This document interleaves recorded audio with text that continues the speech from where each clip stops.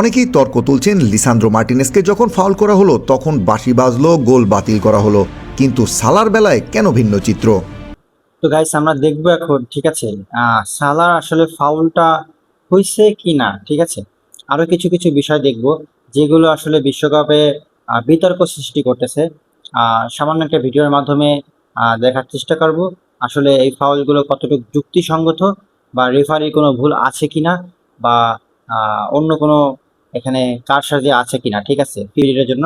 তো যাই হোক, সংক্ষিপ্ত একটা ভিডিও থেকে বুঝতে পারবো আমরা সঠিকভাবে। তো চলুন দেখা যাক কি হয়। মিশরের খেলা তো শেষ, কিন্তু বিতর্ক শুরু করে দিয়েছে আর্জেন্টাইন বিরোধী কিছু দর্শক এবং মিডিয়াগুলো। অনেকেই তর্ক তুলছেন লিসান্দ্রো মার্টিনেজকে যখন ফাউল করা হলো তখন বাঁশি বাজলো, গোল বাতিল করা হলো, কিন্তু সালার বেলায় কেন ভিন্ন চিত্র? যদিও এই দুই ঘটনার মধ্যে আকাশ পাতাল তফাৎ রয়েছে। আর কি সেই তফাৎ, আর কেনই বা রেফারি সালার বলটিকে পেনাল্টি না দিয়ে খেলা চালিয়ে যেতে বললেন, সে বিষয়ে আপনাদের আজকে চুলচেরা ভিডিও বিশ্লেষণ করে বোঝানোর চেষ্টা করবে টিম ফুটবল। তাহলে চলুন শুরু করা যাক। লিসান্দ্রো যখন বল রিসিভ করলেন তখন লিসার সামনে দুই মিশরের ডিফেন্ডার ছিল এবং লিসা যেটা করলেন সে বলটা দুজনের মধ্য থেকে বের করে নিয়ে যাচ্ছিলেন। ঠিক এমন সময় তার সাথে থাকা মিশরের প্লেয়ারকে যদি লক্ষ্য করেন তাহলে দেখতে পাবেন সে প্রথমে লিসান্দ্রোর পায়ে চাপ দিয়ে ধরেছে এবং সাথে তার জার্সি পিছন দিয়ে টেনে ধরেছে, যার ফলে লিসান্দ্রো পড়ে যায় এবং সেই বল নিয়ে কাউন্টারে ওঠে মিশর এবং ওই বলই গোল হয়।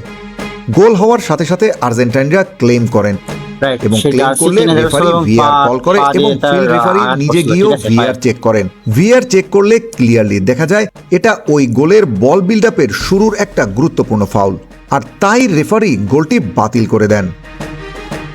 সালার বিষয়টা পুরোটাই ভিন্ন। সালার বিষয়টা যদি একটু লক্ষ্য করেন তাহলে দেখতে পাবেন সালাকে কোনো বুট দিয়ে আঘাত বা ক্র্যাশ করার চেষ্টা করা হয়নি।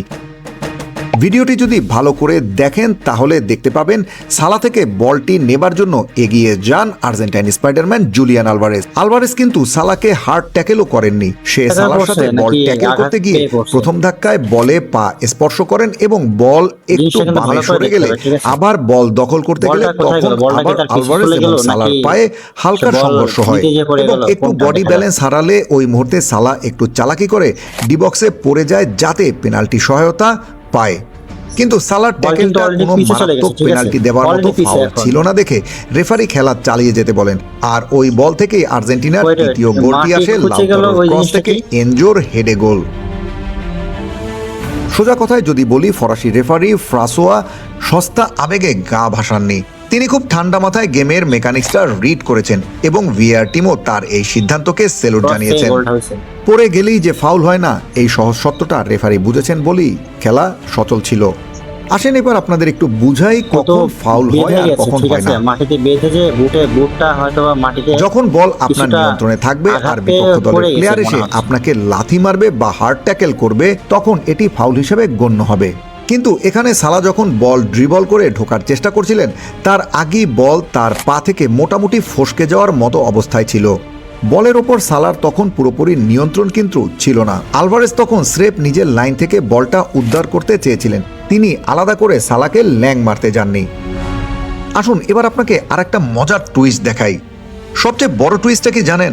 যারা লাইভ খেলা দেখছিলেন তাদের অনেকের চোখেই এড়িয়ে গেছে, কিন্তু রিপ্লেতে স্লো মোশনে তাকালে একটা অকাট্য সত্য বেরিয়ে আসে।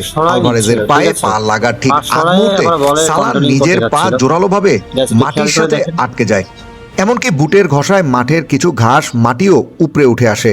এভাবে যে কোনো মানুষের শরীরের ব্যালেন্স নষ্ট হতে বাধ্য। সালা তখন বুঝতে পারেন তিনি পড়ে যাচ্ছেন এবং তাৎক্ষণিকভাবে সালা একটু অভিনয় করে ওভারডাইভ করে পড়ে যান। আর এই পড়ার কারণ ছিল সালা রেফারির অ্যাটেনশন গ্র্যাব করতে চেয়েছিলেন পেনাল্টির আবেদনের জন্য। কিন্তু ফরাসি রেফারি ঠিকই সালার এই নিখুঁত টাইমিং এবং চালাকি ধরে ফেলেছিলেন। সালার নিজের দোষে মাটিতে পা আটকে যায়, আর ওই টাইমে আলভারেজের পা ছুঁয়ে পড়ে গিয়ে পেনাল্টি চাওয়া আর যাই হোক ধোপে টেকার নয়। টিম আচ্ছা, একটা জিনিস কি খেয়াল করছেন, তো ভিডিওতে বুঝতে পারলাম অনেক কিছু, ঠিক আছে।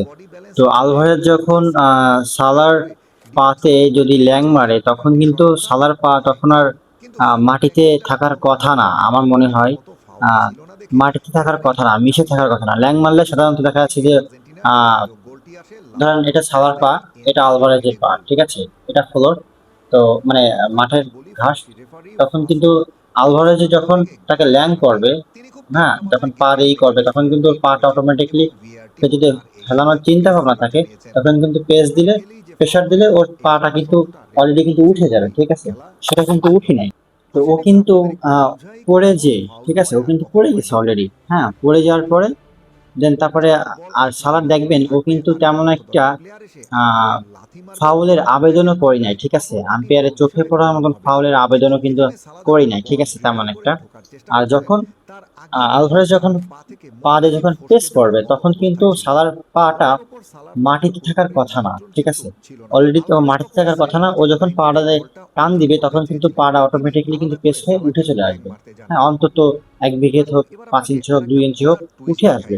আমি কিন্তু এটা উঠে দেখতে পারলাম। ম্যাচটা কিন্তু দুর্দান্ত ছিল। আর্জেন্টিনা যে এইভাবে কামব্যাক করবে, জাস্ট 12 মিনিটে 3টা গোল দেবে, ঠিক আছে, 2টা শোধ দিয়ে এবং আরেকটা জেতার জন্য, উইনের জন্য তারা আরেকটা গোল দিবে, এটা আসলে অকল্পনীয় ছিল। খেলার মতন খেলা আছে আমার বুঝতে বয়সে, ঠিক আছে, আমি প্রায় 12-14 বছর ধরে খেলা দেখি, ঠিক আছে, ভালো করে 2014 থেকে 13-14 থেকে আমি খেলা দেখি, পুরোপুরি সুন্দরভাবে খেলা দেখি, ঠিক আছে, ফুটবল বিশেষ করে।